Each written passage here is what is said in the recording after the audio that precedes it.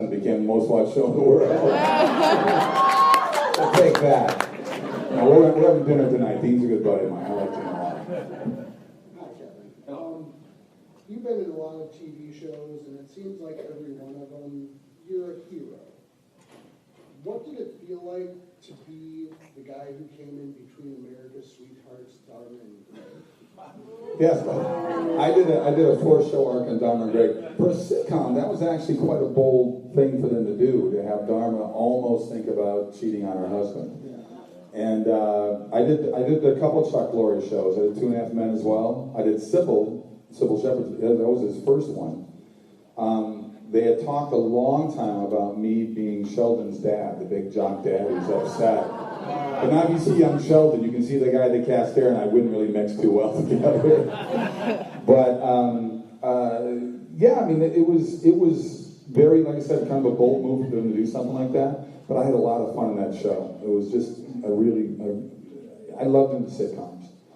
I did a sitcom after Andromeda finished that I helped create, and I hired Barry Kemp to write it. If you don't know Barry Kemp, you know his work. He created the Bob Newhart series. He created a little show called Coach with Craig T. Nelson. We did a show for ABC. It tested #1 of 28 new shows for them. It's called Bobby Cannon. Go to YouTube and look at it. Tested #1, and they didn't pick it up. To this day, it fucks the crap out of me. Very, very funny half-hour sitcom. Bobby Cannon. I played someone we can all boo here. I played the quarterback for the Chicago Bears. And I was at the end of my career, but you know, in Michigan Avenue, the bar was Cannon's. The name of it was Bobby Cannon. I owned this restaurant, great food, great sports hangout. Kate Walsh was in it, playing my biographer before she went on to do private practice. Rocky Carroll is now in NCIS. He played my sports agent. We did a great cast. And seriously, go on YouTube and check out Bobby Cannon. And it was all about, you know, it was the NFL draft day. We got big real guys from ESPN up on the big screen to do like the drafting. And I figured I'm going to get an offensive lineman. They drafted a quarterback out of Texas A&M, and I realized my days are now numbered. And so she sees I'm depressed. Kate Walsh comes over to talk to me, and she says, well, there must be something else you can do. And I said, look, all I've ever known since I was a kid is how to throw a football. I mean, I guess I could be governor or something. And that was at the time Schwarzenegger was governor in California. But it shocks me to this day it wasn't picked up. And we finally got a meeting with the ABC president about 2 months later, because we were both just livid. Barry said, this is the best thing I've ever written. And he said, you know, I just thought it was too old. He makes the decision. You guys don't realize how many shows you don't see because of one person at each network that makes the decisions. He said, I thought it was too old-fashioned, like Everybody Loves Raymond, that had just gone off the air 1 year earlier after 9 years. And I looked at him and said, yeah, you wouldn't want one of those, would you? He was president for 2 more years there, and he banned me from anything on ABC. That's how petty the industry is. He was so good as the president there, they were last place in all their shows. But the minute they fired him, that's when they got Modern Family and everything else to boost them up again. One other question? Yeah. Can I shake your hand? Sure. That'll be $500. Hey, man, on the way out. Hey, how's it going, dude? Good, how you doing? Good. I'm a huge golfer, so what are the best golf courses you've ever played? There's too many. Hazel Kingdom, Minnesota, where the Ryder Cup a couple years ago was a great course. Obviously, Spyglass, Pebble Beach, all those courses. Abandoned Dunes. Go to Abandoned Dunes, check it out. I'm at North Ranch Country Club, which is a beautiful Pepperdine University's home course. It's about a mile from my house. I know you guys all heard about the fires. I got to throw this out real quick in California.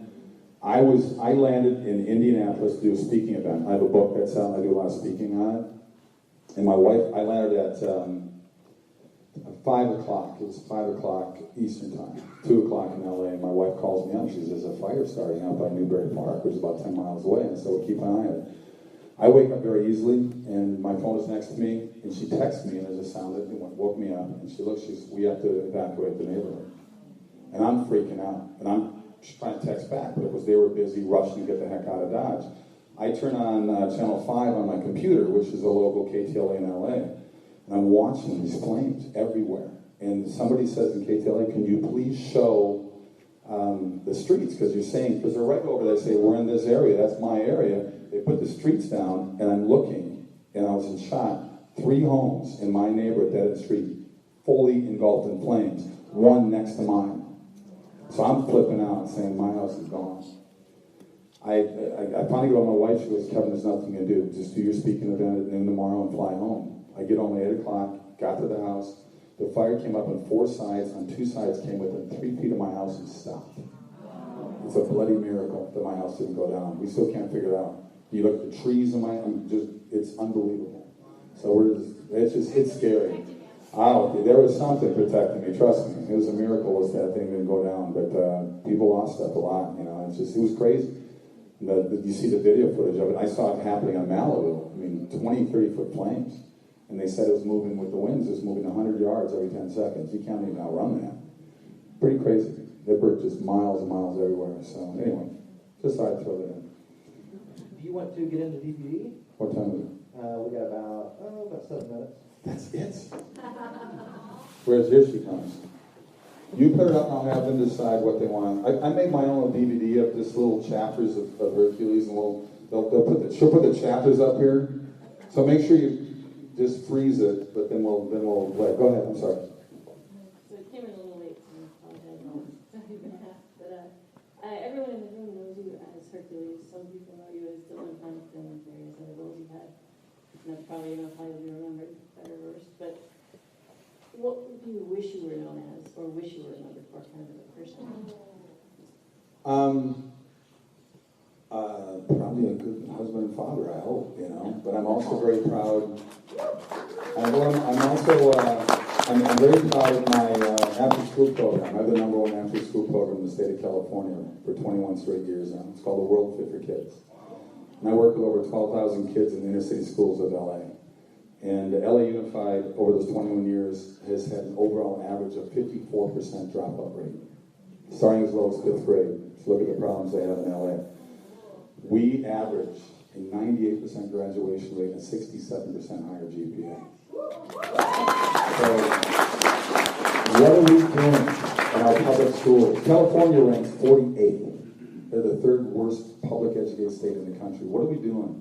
What is the LA Unified hates me? I mean, what am I doing during my 3 hours you guys can't do? And I don't get paid. This is, I have a staff that gets paid. We're a nonprofit. We raise about $3 million a year through different various sources. A World Fit for Kids. Go to worldfitforkids.org. You can find out. But the police love us because we keep those kids off the street for 3 hours after school, where a lot of them get in trouble. And tell their parents. Most of them are single parents. Most of them are being raised by a mother only. And it's sad. It's sad, but I'm very proud of that program. It's a good program. It's still going. Yeah. Got a question? Go for it.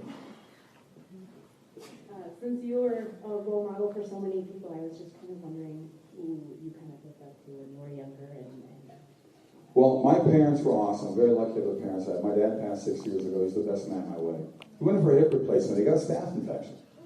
He couldn't fight it off. He was 84. He couldn't fight it off, but he was still all there mentally and stuff. So, but as far as influence acting-wise, I love, my mom was huge in introducing me to old Hollywood. I love the golden age of Hollywood. So from Spencer Tracy to Katharine Hepburn to Anthony Quinn, who ends up playing Zeus on my show. I got stories from Anthony Quinn. And, later, beyond that, it was Paul Newman and Robert Redford. It was, those guys were huge for me. I got a wonderful letter from Paul Newman that's in my office next to Anthony Quinn, next to Arnie Palmer and stuff. I'm going to tell very quickly. We can go a little bit over, right? I'm going to tell really quick. Anthony Quinn, number one, when he played Zeus, he was 78 years old at the time, and I said, Tony. I called him Mr. Quinn. He also said, call me Tony. I said, Quinn, why would you do this? I mean, they're nice movies. I mean, they're good budget movies. And I said, why would you do television at all? I mean, 6 Academy Award nominations, 2 Academy Award wins. And he said, Kevin, I'm 78. I've always wanted to play Zeus. When will I ever get a chance to play Zeus? And it was so interesting to work with him because he never wanted to block scenes. He always wanted to have me come, just me, into his camper to go over the lines and stuff. And he says, this is crap, I'm taking all this out. He just crossed everything out. And he goes, I'm going to say something like this, and you'll think of something, won't you, sweetheart? So, I mean, I'm a script guy, you know. I mean, I don't mind talking to writers and changing dialogue, but I let them know, and I said, this makes more sense to me, can I say this? But he just changed everything. And we had this huge scene where he's supposed to appear. They put up like 5 cameras and this big master with all these different angles, and I bring the horse in, and they're telling Mr. Quinn after they call him in, he sits on 2 bales of hay, he's dressed up in the zoo stuff, and he sits down, and the director starts telling him about the scene, what we're going to shoot. He spends a good 10, 12 minutes going over the entire scene. Kevin's going to come in with the horse, but here, you're going to appear here, you guys are going to walk over here, blah, blah, blah. And when he finally finishes, Quinn goes, yeah, I'm not going to do any of that. He says, I'm gonna appear right here and sit here the entire scene.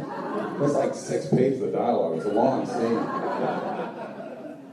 And then, so when the scene happened, I come on the horse, I end up working my way over to him and sitting on 1 bale hay lower to him, looking up to him. He's my father. It's still one of my favorite scenes. And he wasn't doing it to be a jerk. He's an actor. And his reasoning is, I'm Zeus. I'm the king of the gods. People come to me, I don't go to them. And he's right. It was enough for him to make the appearance. So then I go to him, and it was just a cool scene. And I'm going to do one that's more like PG-13. So we ate dinner a lot. Every Saturday we go to Antoine's. It's a really beautiful Italian restaurant just outside of Auckland in Parnell, which is a suburb in Auckland. And I'm sitting where you are, he's sitting there, his wife Yolanda, who we met on the set of Lawrence of Arabia, is there, and Eric Grundeman, my other American producer, the only other American that was there all 7 years, all the time with me, is here. He would say, Yolanda, he goes, Yolanda, go to the bathroom. She says, I don't want to go to the bathroom. Go to the bathroom, he says. She gets up and says, Mom, you want to talk about the girls? I know you want to talk about the girls. She's humble the whole way. So, he's watching, making sure she's out of earshot. He reaches across the table, grabs my hand. He says, sweetheart, what do you know about this thing they call the G-spot?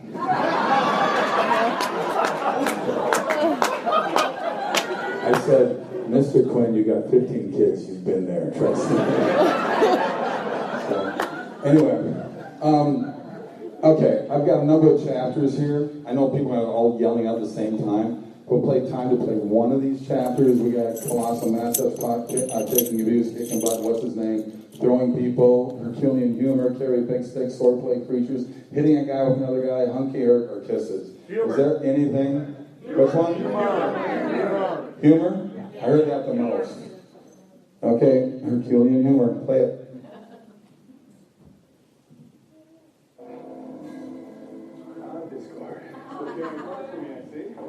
Can't leave the store jar. Feeling this is gonna blow. Usually on our journeys, I'm the one that does the babbling. Babbling? What were you saying I'm babbling? Like I'm talking incessantly babbling, mumbling anything that pops in my head babbling, that kind of babbling? It's not slimy, it's kind of a doe. A deer. One big website.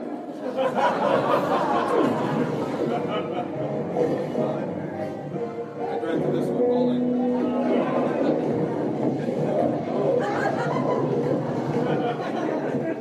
No time to spare.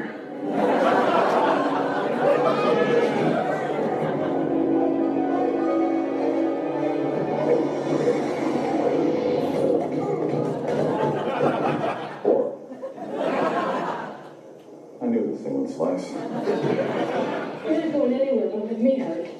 You'll what's about it. About time you show. Where's the clothes? Why is he purple? You were trying to hurt my friend. I'm your friend. Why are you purple? That little guy from the village, he picked my pocket. You don't have any pockets. Figure of speech. He picked my pocket. You don't have any pockets! Figure of speech.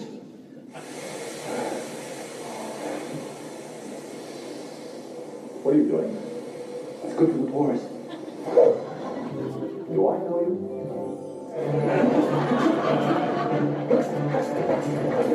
We need help, monsieur. I was kidding.